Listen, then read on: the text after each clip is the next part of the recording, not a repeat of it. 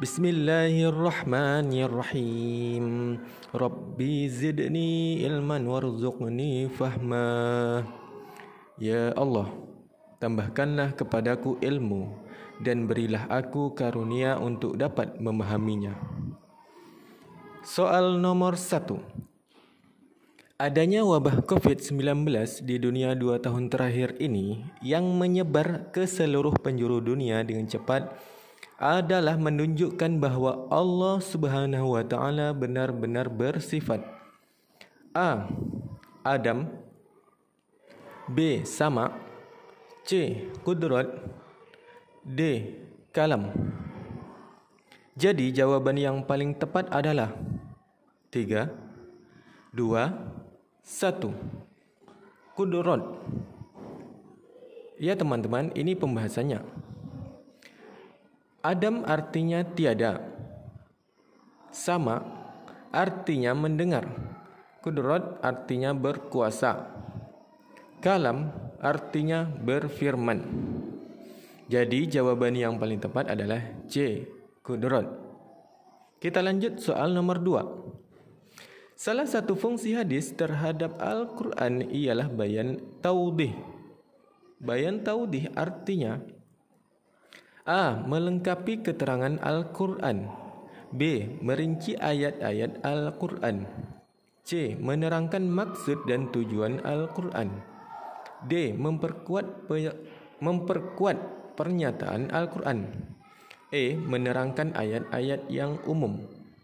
Jadi jawaban yang paling tepat adalah 3, 2, 1. C. Menerangkan maksud dan tujuan Al-Quran. Ini pembahasannya. Arti dari bayan taudih adalah menerangkan maksud dan tujuan Al-Quran. Jadi jawaban yang paling tepat adalah C. Menerangkan maksud dan tujuan Al-Quran. Bisa dipahami ya teman-teman? Kita lanjut soal nomor 3. Salah satu sifat Allah adalah Al-Matin. Al-Matin artinya adalah A. Pemberi keamanan, B. Mulia, C. Adil, D. Akhir, E. Kokoh. Jadi jawaban yang paling tepat adalah 3, 2, 1. E. Kokoh. Ini pembahasannya. Al-Matin berarti kokoh. Kita lanjut soal nomor 4.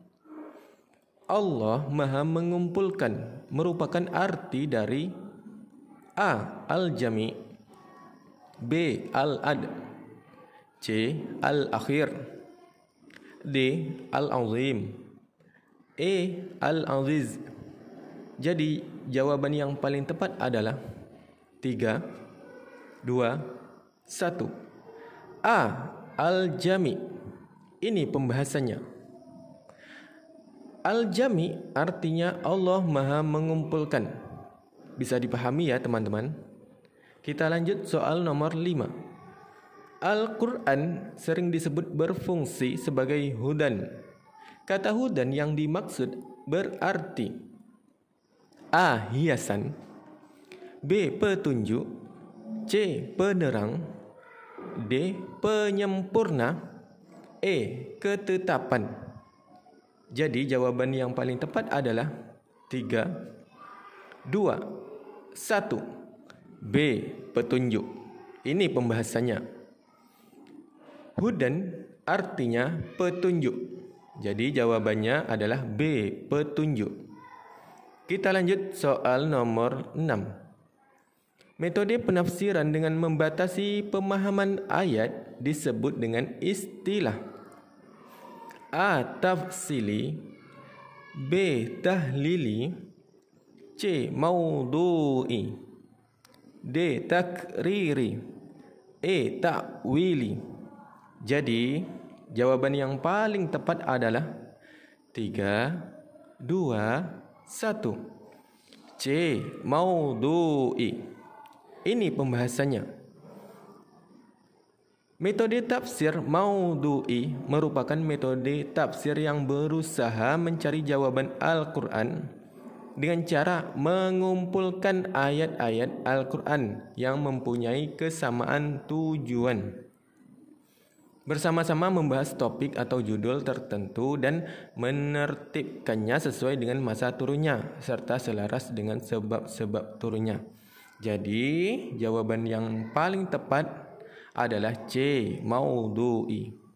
Bisa dipahami ya teman-teman? Kita lanjut soal nomor 7. Istilah untuk ayat-ayat pembuka pada Al-Quran disebut A. Awwalus suwar, B. Fawatihus suwar, C. Amamus suwar, D. Jami'us suwar, E. Kalimatus suwar.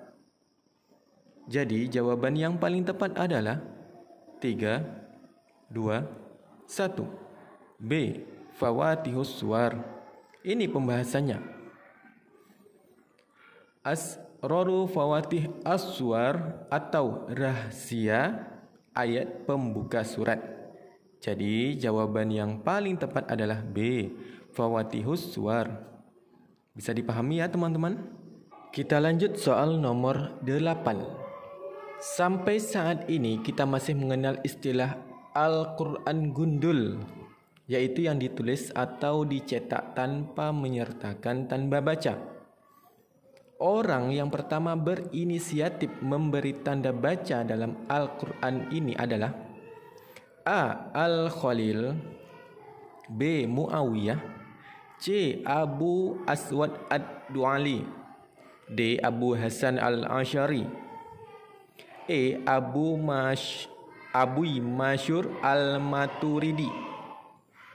Jadi jawaban yang paling tepat adalah 3, 2, 1. C. Abu Aswad ad-Du'ali. Ini pembahasannya. Abu al-Aswad ad-Du'ali adalah orang yang pertama kali merumuskan tanda baca pada Al-Quran atas perintah Ziyad ibnu Abi, gubernur Bashrah. Hal itu terlaksana di bawah kepemimpinan Muawiyah ibnu Abi Sufyan. Jadi jawaban yang paling tepat adalah C, Abu Aswad ad-Du'ali. Oke, kita lanjut soal nomor 9. Hadis yang disepakati kebenarannya oleh Imam Bukhari dan Muslim disebut dengan A. Sahih, B. Muttafaq alaih, C. Mutawatir, D. Bukhari Muslim, E. Hadis marfu. Jadi jawaban yang paling tepat adalah 3, 2, 1. Muttafaq alaih. Ini pembahasannya. Muttafaq alaih artinya adalah hadis yang diriwayatkan oleh Imam Bukhari dan Imam Muslim dari sahabat yang sama. Jadi hadis yang disepakati kebenarannya oleh Imam Bukhari dan Muslim disebut dengan B, muttafaq alaih. Bisa dipahami ya teman-teman? Kita lanjut soal nomor 10. Ada beberapa keringanan atau rukhsah dalam kehidupan sehari-hari kaum muslimin. Berikut merupakan contoh dari rukhsah khilaf al-aula. Yang tepat adalah A. Boleh melakukan qasar solat, B. Boleh melakukan jamak solat, C. Boleh bertayamum apabila tidak ada air, D. Membatalkan puasa bagi musafir, E. Memberi nafkah sesuai dengan kemampuan. Oke, jawaban yang paling tepat adalah 3, 2, 1. D. Membatalkan puasa bagi musafir. Ini pembahasannya. Rukhsah khilaf al-aula adalah rukhsah yang lebih utama ditinggalkan.